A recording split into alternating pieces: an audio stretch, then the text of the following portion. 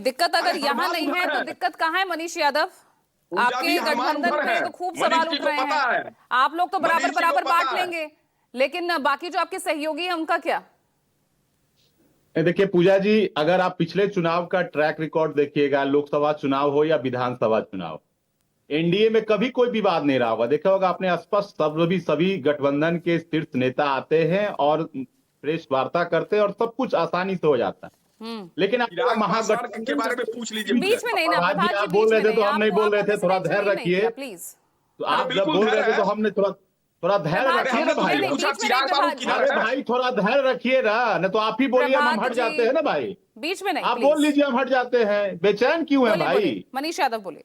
पूजा जी, लोकसभा का चुनाव हो या विधानसभा का चुनाव, मैंने कभी नहीं देखा जिस प्रकार से एनडीए के तमाम शीर्ष नेता आकर मीडिया के समक्ष प्रेस वार्ता करके और ये कहते हैं कि हमारे दल को इतना सीट मिला। आप देख लीजिए लोकसभा चुनाव, क्या महागठबंधन के नेता सामने आकर एक बार में सीटों की घोषणा लोकसभा के चुनाव में किया था? क्या नहीं किया था।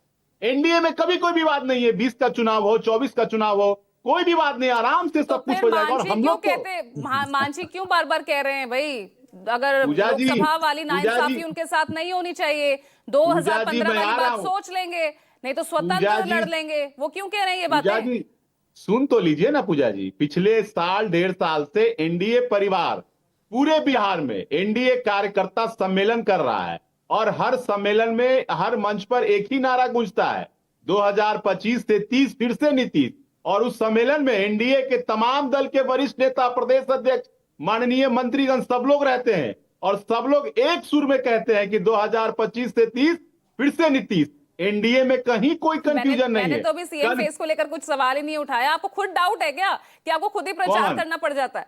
नहीं, अरे भारतीय जनता पार्टी के प्रधानमंत्री जी, देश के प्रधानमंत्री जी हो, गृह मंत्री जी हो या कोई हो, आदरणीय चिराग पासवान जी हो, मांझी जी, सब लोग कह रहे हैं कि बिहार का चुनाव आदरणीय नीतीश कुमार जी के नेतृत्व में। चिराग पासवान तो खुद भी सीएम बनने की इच्छा जता रहे थे, वो तो कह रहे थे जनता चाहे तो क्या बुरा है। कई मीडिया से उन्होंने कहा है कि नीतीश कुमार जी मुख्यमंत्री हैं और वही रहेंगे। यहाँ मांझी का चैप्टर उलझा हुआ है, उधर चिराग पासवान, उनको कितनी सीटें मिलेगी और उनकी जो महत्वाकांक्षाएं वो पूरी होगी नहीं होगी, चिंता का विषय महागठबंधन में है। चूंकि मुकेश सहनी जी खुद से कह रहे हैं मैं डिप्टी सीएम हूँ, तेजस्वी जी खुद से कह रहे हैं मैं सीएम हूँ, लेफ्ट लोग कह रहे हैं मुझे 80 सीट चाहिए। कांग्रेस नेता जो बिहार में पॉलिटिकल रूप से अपाहिज है वो भी कह रहे हैं कि बिहार का नेतृत्व हम करेंगे। अब कांग्रेस के प्रवक्ता भी बिहार में ज्ञान दे रहे थे। कांग्रेस पार्टी का बिहार में कोई वजूद है क्या?